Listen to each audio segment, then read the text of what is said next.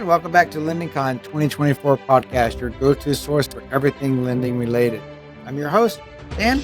And I'm Jim. We're thrilled to be your guides through the exciting world of LendingCon, the Hospitality Investment Development and Lending Conference. That's right. Whether you're a seasoned professional or just dipping your toes into the lending pool, LendingCon is the event you just can't afford to miss. Get ready to dive deep into the latest trends, strategies, and innovations in lending, all in the heart of sunny Orlando, Florida. That's right, Dan. We're bringing together industry experts, thought leaders, and innovators for a two-day networking, learning, and inspirational event. Come on down, join us on August 7th and 8th as we explore the future of lending and development at LendingCon in Orlando, Florida, at the Rosen Center on I Drive.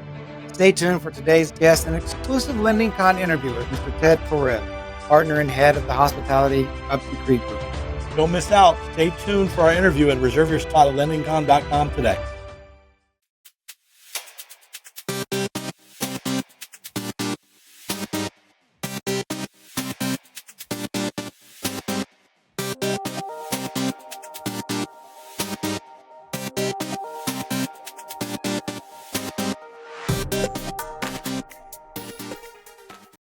And welcome back and good afternoon, Ted. We are glad you're able to join us for LendingCon 2024 podcast. We're so delighted that you're able to take some time and be here with us for a little bit.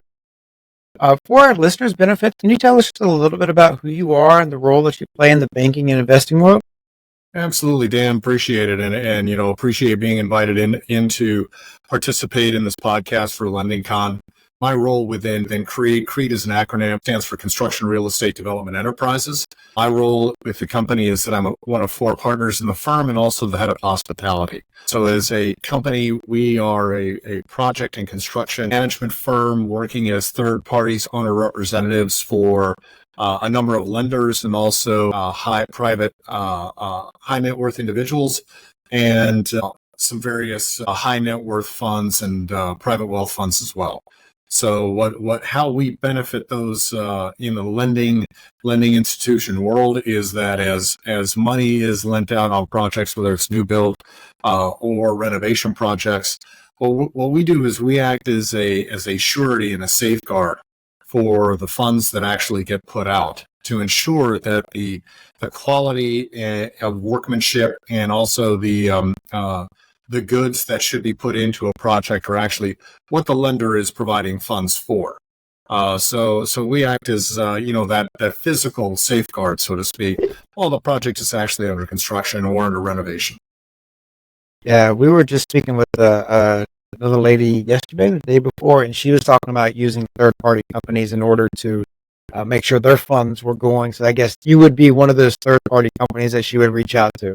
Absolutely, yeah. We're about to start up a project in Sedona, Arizona for a lender who specified a first-time hotel owner that they needed to use a firm just like ours to help manage that entire process. And in that particular case, I think it's about a $35 million new build construction hotel. So, we're excited about that type of opportunity, but also, the lenders are, they're very, very smart in terms of making, that type of determination for a first-timer.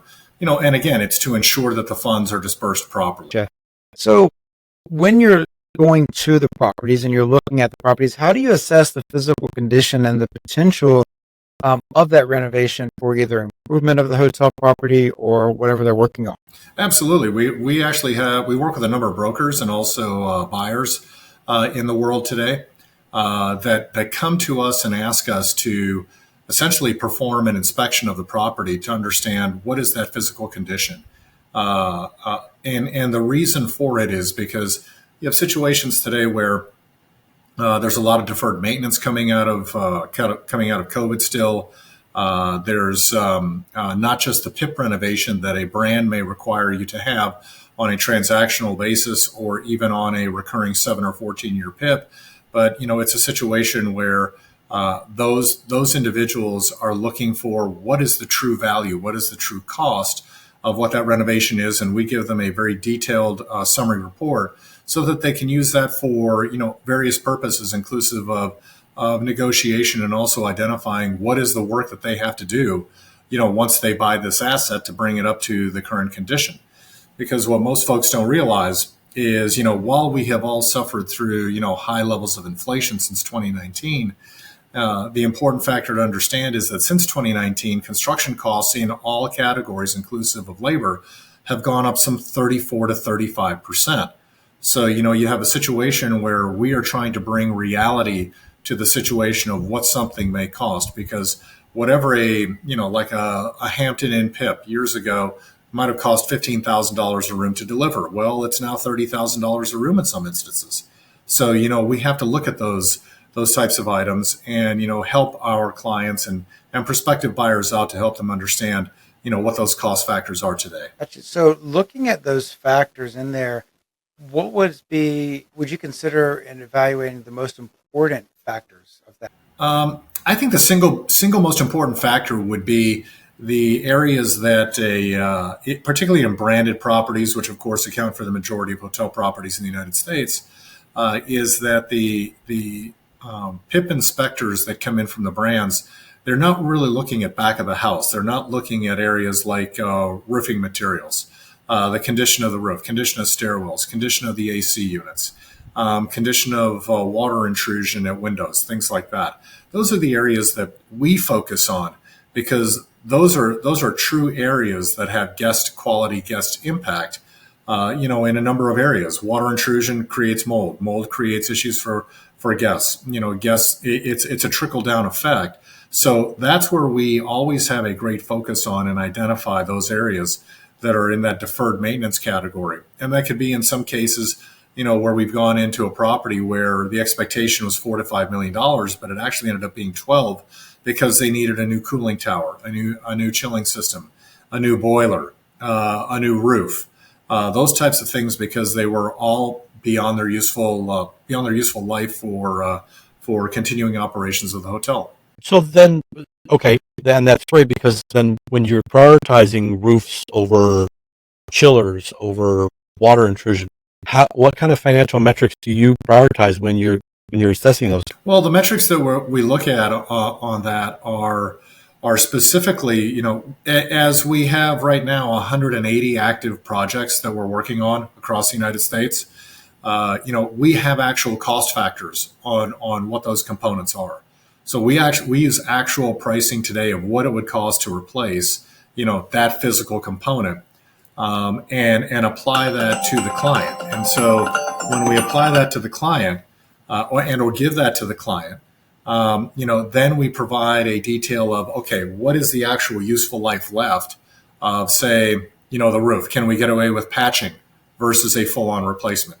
On the cooling tower, how, are there components that we can replace instead of just, a full-scale replacement? So we do try to provide them with options to provide a little more longevity, so that maybe they apply dollars on a CapEx basis, on an ongoing, over a course of 5 years, as opposed to a full-on, single hit up front. Those are the components that we look at and we try to provide to them. In addition to that, we also provide them with a return on investment analysis, because in many cases, in a variety of different states, new energy efficiency components that go in allow you to get, either federal or state rebates on those, to lessen the tax burden. But also, when you put those new components in, you're able to accelerate the depreciation on those.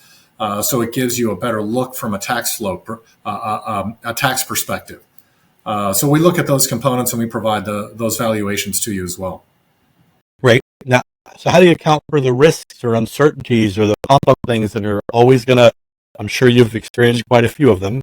We're in Florida. The unexpected things. Exactly. Those pop-up things, I'm sure you account for that. Your yearly hurricane season, something minor like that in Florida. Yeah, just a little bit of rain. Just a little bit of rain. Well, on new construction, your risk mitigation factors are really they have lessened over time because of the the negative impact on that's occurred from hurricanes and the amount of damage and destruction that have occurred.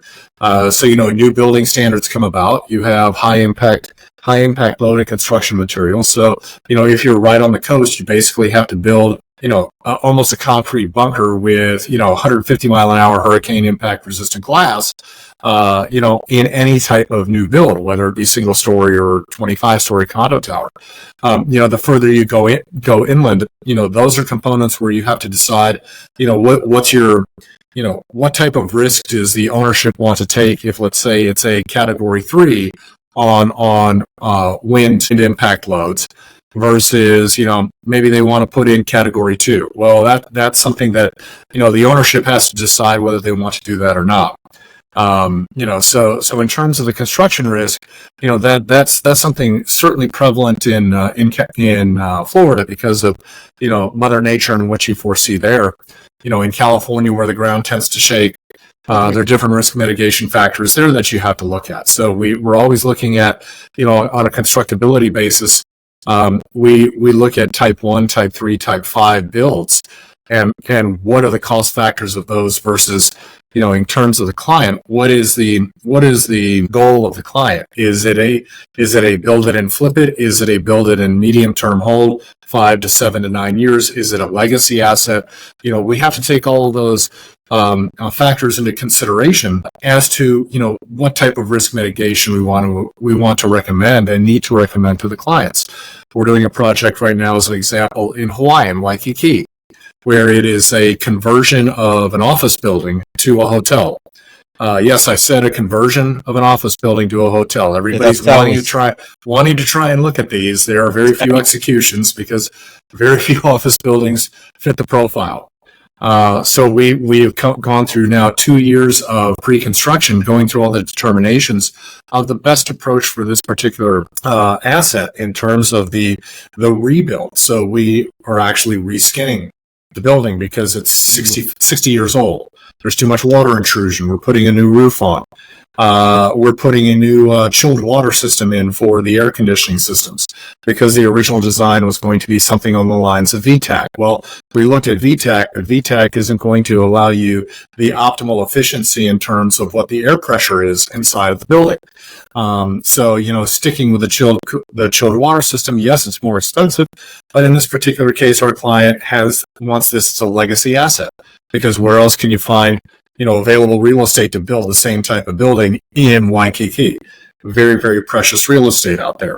So, we look at those factors and we go into the extensive details for comparison purposes, and we provide those comparisons to our clients. As an example, in that VTAC versus the chilled water system, is a $6 million difference in the two. Well, $6 million over the course of 25 years, how often are you replacing your VTACs?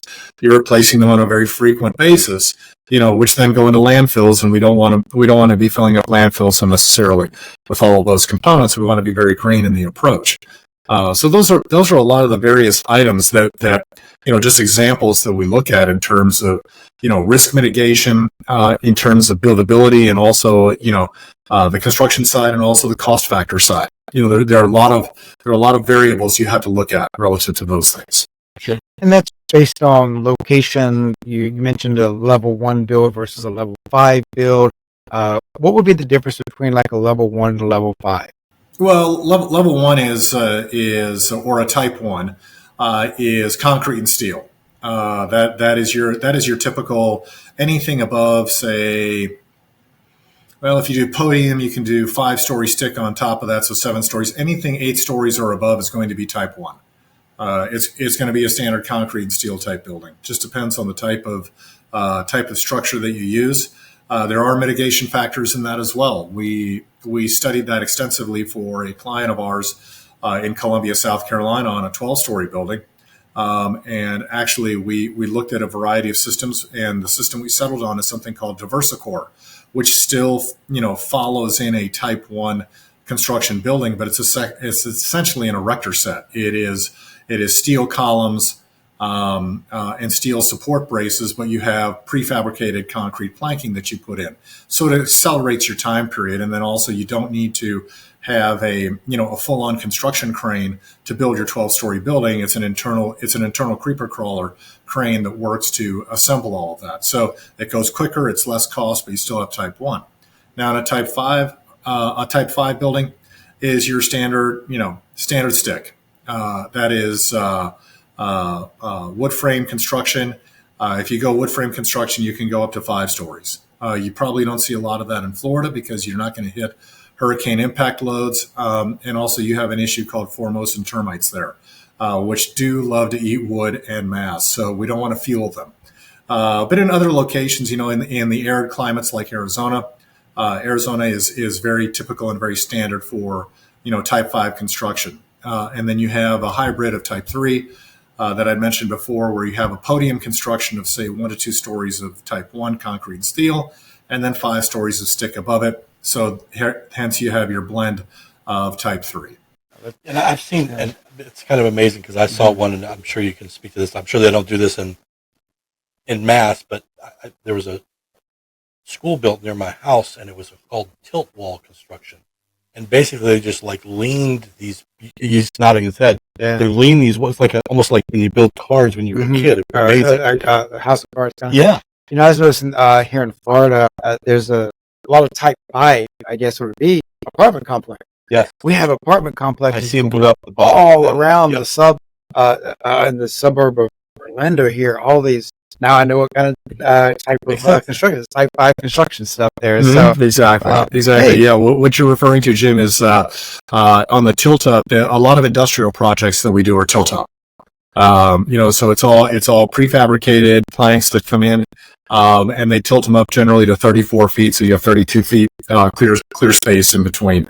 I live in the Phoenix Scottsdale metro area, so we have been the epicenter for millions and millions and millions of square feet of new industrial product that has come in during and post COVID here.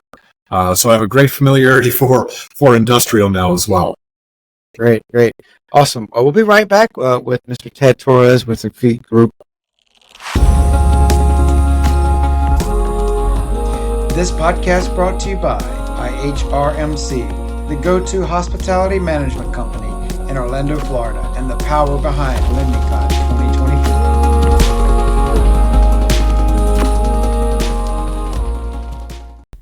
And welcome back. We have Mr. Ted Torres with the Crede Group here. We've learned a lot of stuff about type 1, type 5 construction, kind of making sure that we know exactly what's going on with our money. House of cards building. House of cards are building and where that money is ending up at. So dealing with that structure and dealing with that whole process, the financing for the new hotel development, how is that structure set up?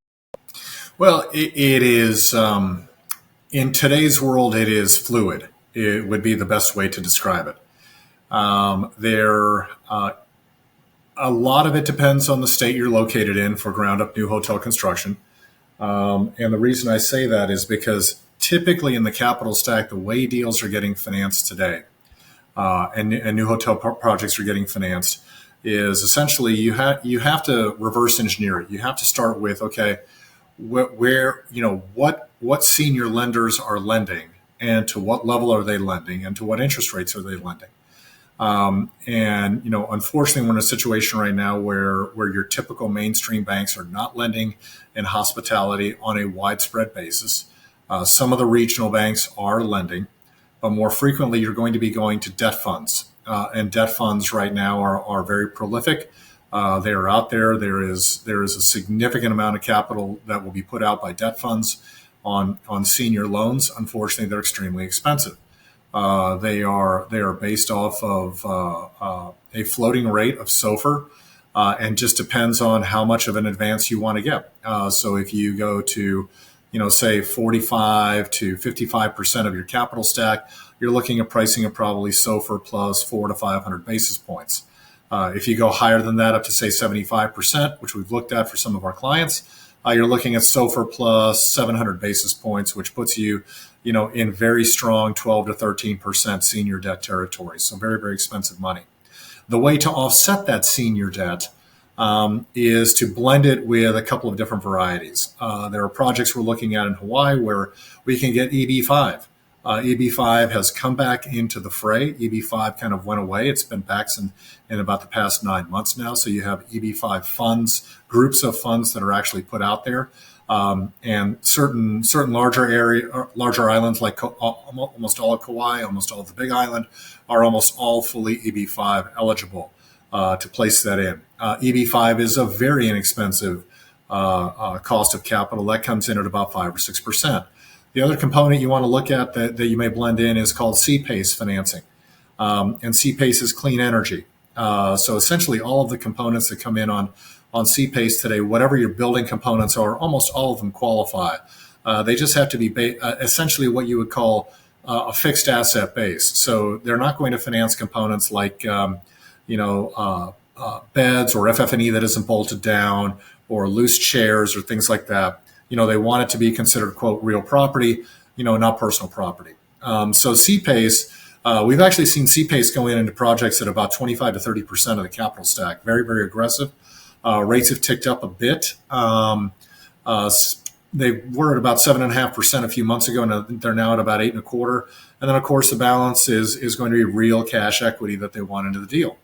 And if you have your own equity sources, or if you go to friends and family, that's a component of, typically friends and family money. You're looking for internal rates of return payback there of about 15%. So you have to kind of blend all of those components together in order to make your capital stack work. And then it's all a function of, what are the actual rates of return? What are your debt service coverage ratios? And those types of components. But funding is out there. It is challenging to get done, but deals are getting done. Through various capital, such as the CPACE, we also heard about the USDA stuff as well. USDA loans, SBA 7A loans, I believe it is. So there is a lot of capital out there for that. Right. And you mentioned USDA and SBA, and I'm glad you did that. Those are typically your smaller type of hotel projects. USDA has now gone up quite a bit in terms of their advance. I was a beneficiary of both a USDA and an SBA loan about 15 years ago when I built a number of hotel properties, so I was able to leverage that. The numbers were significantly smaller, but you have to have lenders that know how to process those types of loans, because the quantity of paperwork is voluminous because you're dealing with government-related agencies. So they are out there, but they're typically for smaller, probably in today's world, less than 100 key new build type projects. And again, USDA has to be in rural designated areas based on the GIS locator maps that they put out and that they synchronize on a yearly basis. So there's obviously a lot of change in the market going on. You talked about 15 years ago. And so what emerging trends and technologies do you see shaping the future, or what have shaped the current? Well, there are trends and technologies on the construction side of the industry, and those are always consistently evolving. Those have to evolve. There has to be an evolution process.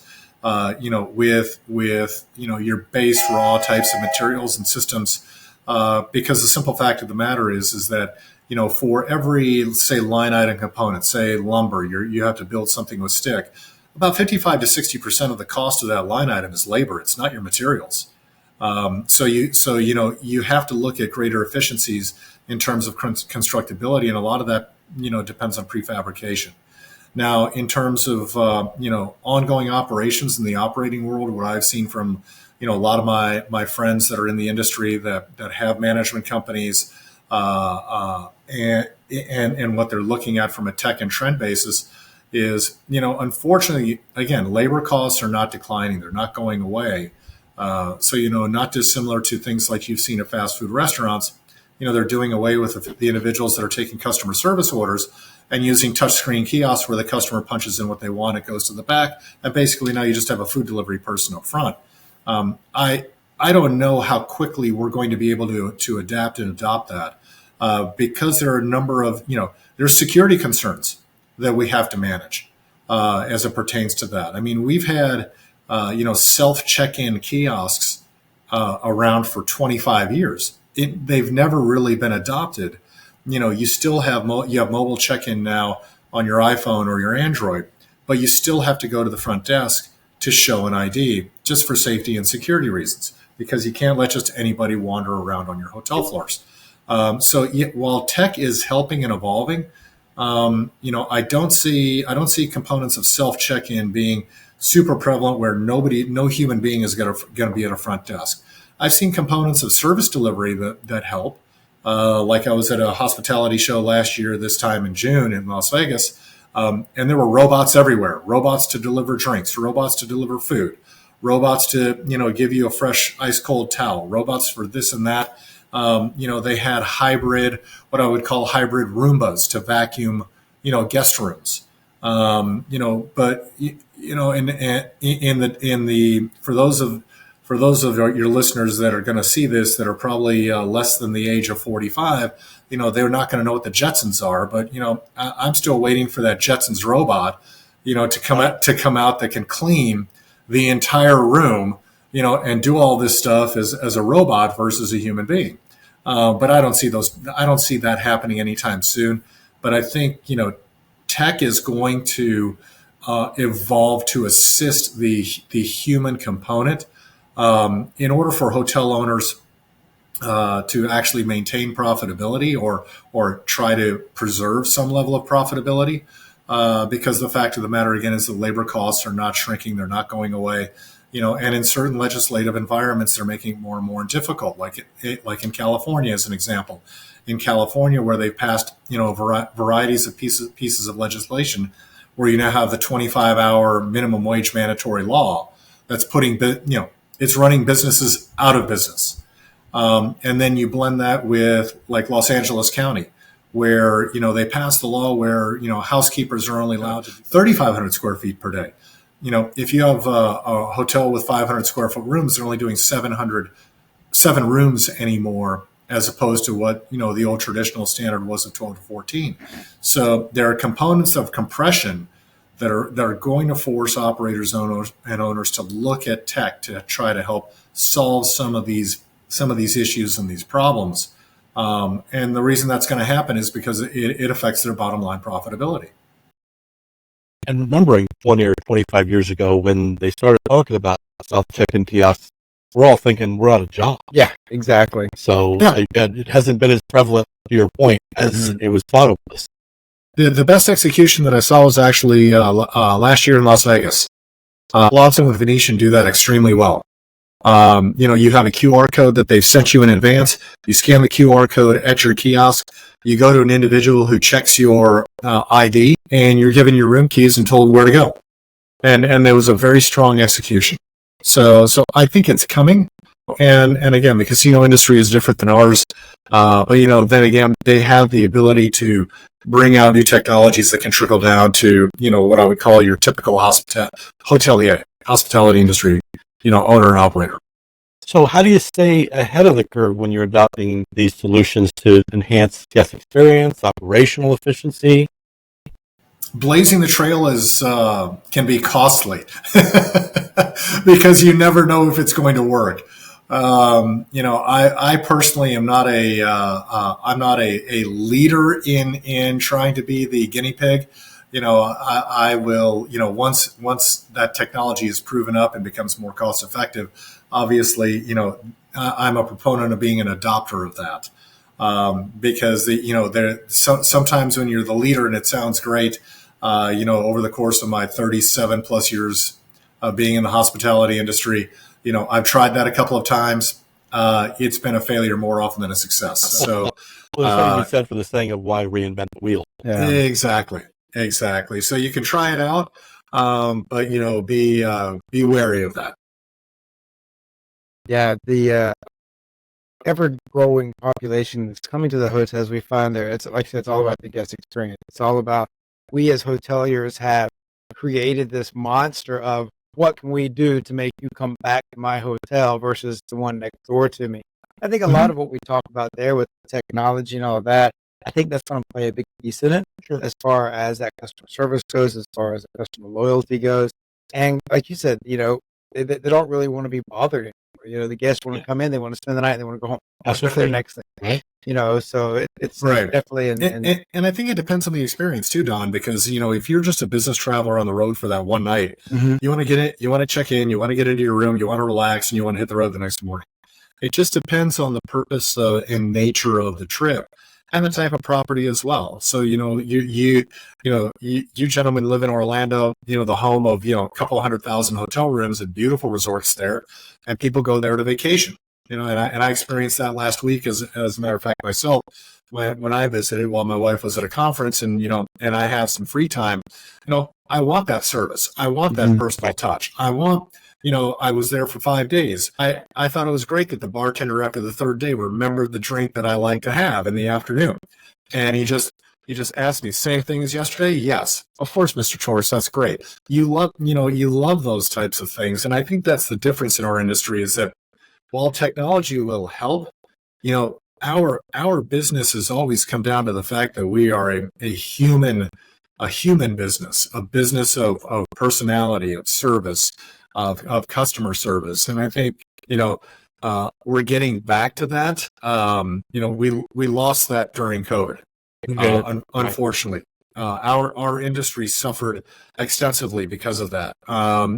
Because of that lack of ability to smile through a mask and lack of ability to be human with one another and to shake hands and things like that. Welcome to our property. We lost a lot of that, but I think it's coming back finally. And I think it's great for our industry. I think the consumers want that. I think they love to see that.